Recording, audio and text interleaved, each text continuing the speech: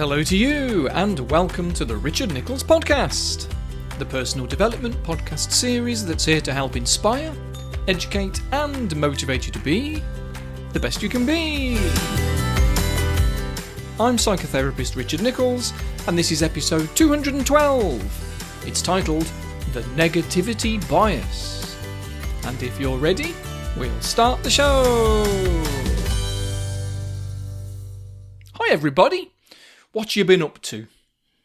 Have you seen the news lately? Bit rubbish, isn't it? I've pretty much given up on it. Did you know that, according to research, in order to get your emotional state back to where it was before you experienced a negative stimulus, you need at least 4 experiences of something positive to erase the effects of that one experience of something negative? It's because of what's called the negativity bias. And because of that, we really do have to try and filter what we're exposed to on a daily basis. Not easy when we've got news input from every corner of the house, though. Modern technology was supposed to make our lives better, wasn't it? Still waiting. The thing is, we get carried away, don't we? Instead of being happy with simply being able to turn on our computer and catch up on the news whenever we wanted to, rather than having to wait for the 6 o'clock news, we all went, "Ooh, what's next? Tomorrow's world? Tell me all about the shiny new future we're going to get." And before we know it, we've got our phone in our hands and we're scrolling through endless feeds of horror and fear. Were we happy with a exposure and frequency of our news feed in the 1980s? I don't remember any conversation about being desperate for more immediate access to information when I was 13 in 1988. I was too busy listening to Billy Idol, and that seemed good enough. But to return to those times seems a bit rubbish, doesn't it? Yet, even then, back in 1988, according to the author Richard Saul Verman in his book Information Anxiety, which he researched and wrote in 1988, the information in just one newspaper, even then, was more than the average amount someone from 100 years earlier would get in their entire lifetime. Just think about that. In 1988, our daily exposure to the news, even if we only read a newspaper, was more than what most 19th century people got in their whole life. In 1988! And now look at us. Some people don't even get out of bed before they start scrolling through the news, which would be fine if it caused no harm. But it so easily could. Because as I said, for every one negative thing, we need 4 positive things to neutralise it. Stupid evolution. It makes sense, though. The humans whose brains were influenced by finding berries more than were influenced by spotting tigers wouldn't have done so well. I mean, yeah, it's great to spot a berry bush, but forgetting where it was just means you need to find a new one. You're likely to get another chance to do that.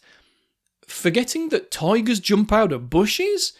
Well, you're less likely to get a second chance with that one, so that's probably the reason why we have this negativity bias.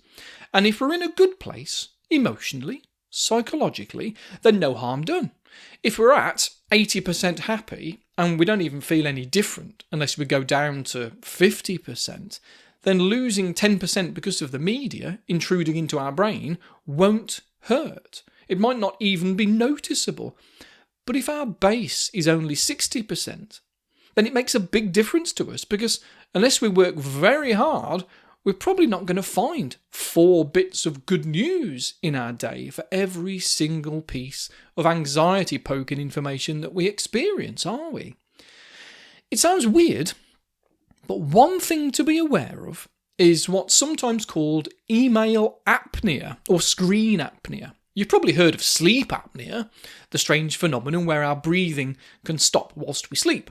Well, former executive at Apple and Microsoft, Linda Stone, who's a writer and a researcher, noticed that a lot of people, possibly up to 80%, unconsciously hold their breath, or at best, breathe shallowly when responding to emails or even text messages.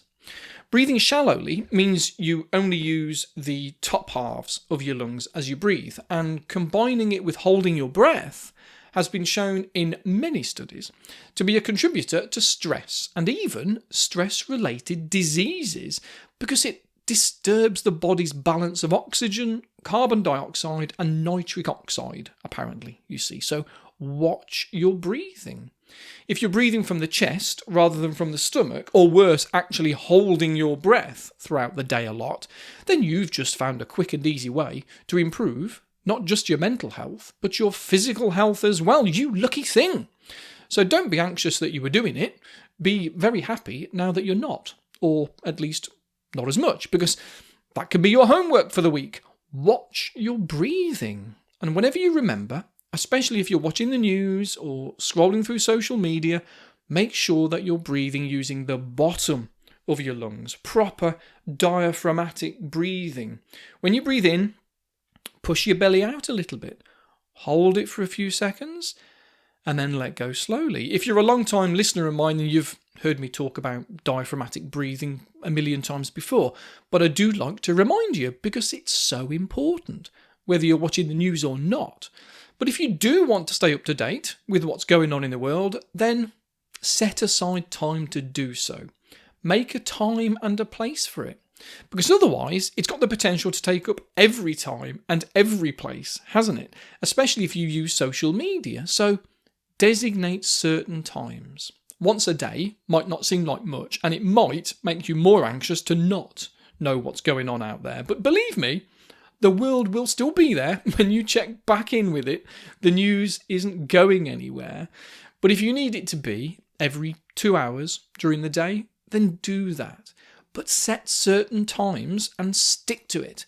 Because if you've made up your mind that you'll look at 12 o'clock, then at 11:30, if you feel the need to see if the world has changed or if anyone has sent you any direct messages, you know that in not looking, you're not missing out forever. It's just half an hour. And then you can have a scroll through it for a few minutes, but stick to it. If you say, I'm going to look for 5 minutes every 2 hours, then after 5 minutes, stop. Yes, there's probably more to scroll through. You can read it later. It'll still be there. It won't make you anxious to not check for long. It'll feel normal and safe eventually. And if there's still room for improvement, because, got to be honest, needing to look every single 2 hours is still quite a big chunk out of your day, then eventually it can be just 2 or 3 times each day. Maybe eventually even once per day. Maybe even there'll be certain days where you don't watch any news at all. Do not expose yourself to it at all.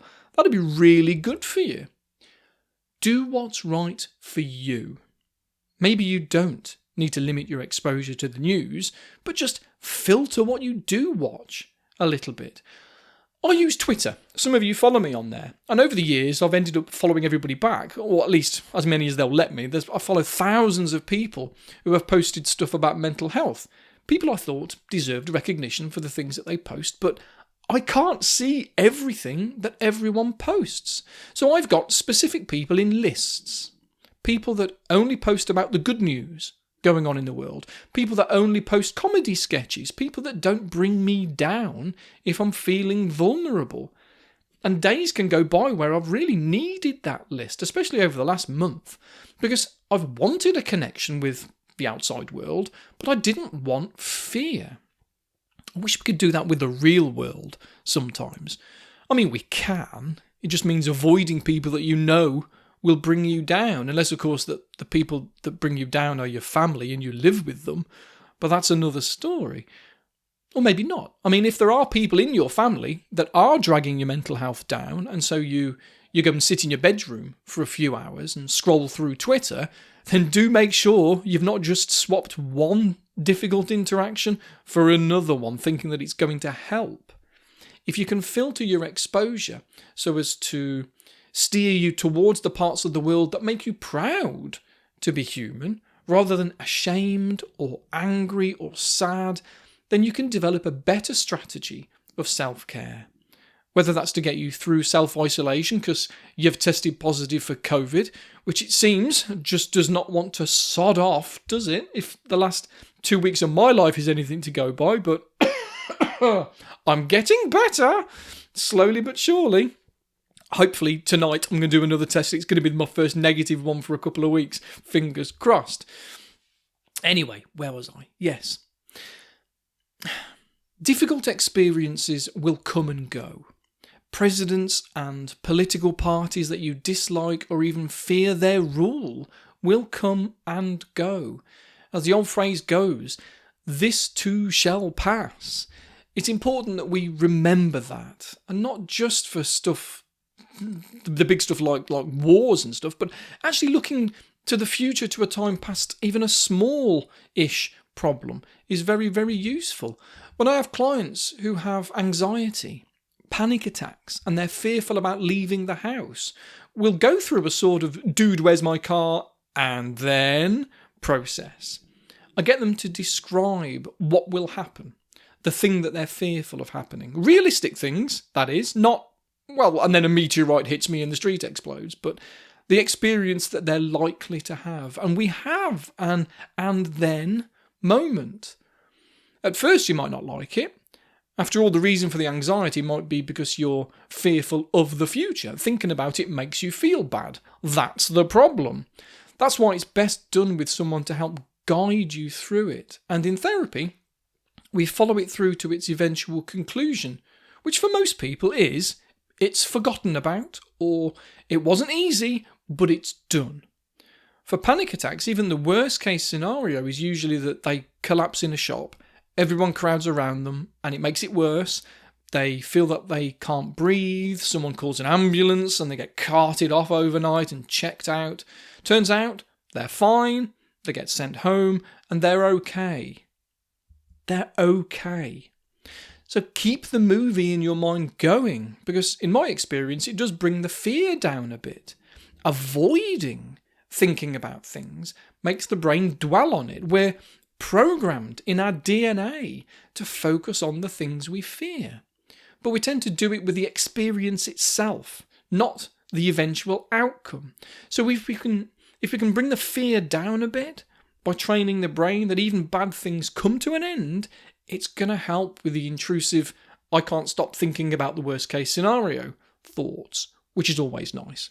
It does feel overwhelming though, sometimes, life. The more you see of it, the more there is to be overwhelmed with. And I'd love to try and recreate the innocence that comes from being a toddler again. Not so long ago, my wife said she wanted to watch the Mr. Men. She's 45 in a couple of weeks. I'm 46, and before we went to bed, excuse me, COVID, we watched the Mr. Men.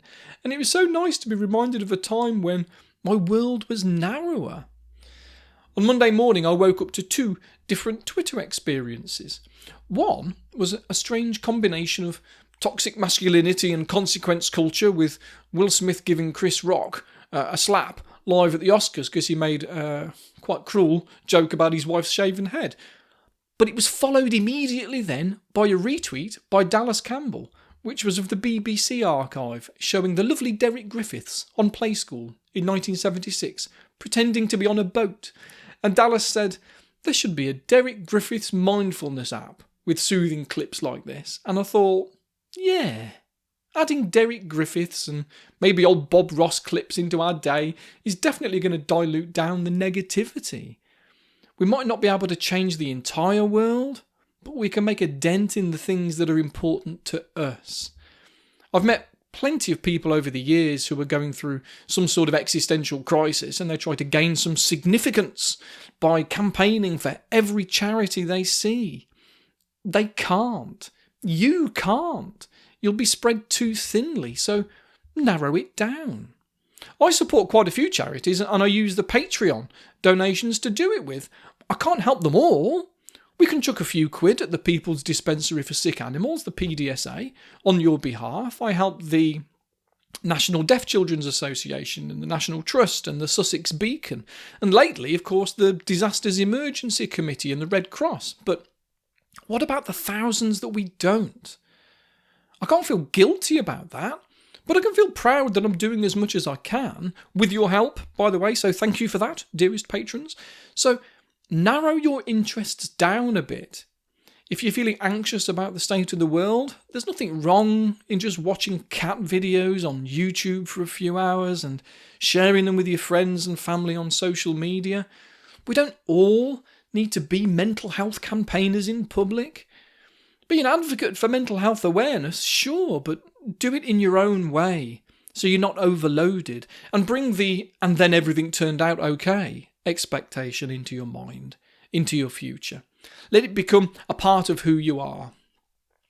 Look, folks, it's time already. Thanks again for your support. And if you're a patron on Patreon or even a subscriber on Apple Podcasts, as always, I'll be back next week to do it again. And if you have any specific questions for my new podcast project with Fiona Biddle called Therapy Natters, then the link is in the show notes. If you didn't know about that, by the way, Therapy Natters is a weekly podcast. Comes out on Wednesdays, where I sit down with my psychotherapist colleague Fiona and answer your questions about all things psychotherapy. Please do have a listen and subscribe. Enjoy your week. Enjoy the Mr. Men if you like. Look to the future, and I'll speak to you soon. Bye for now.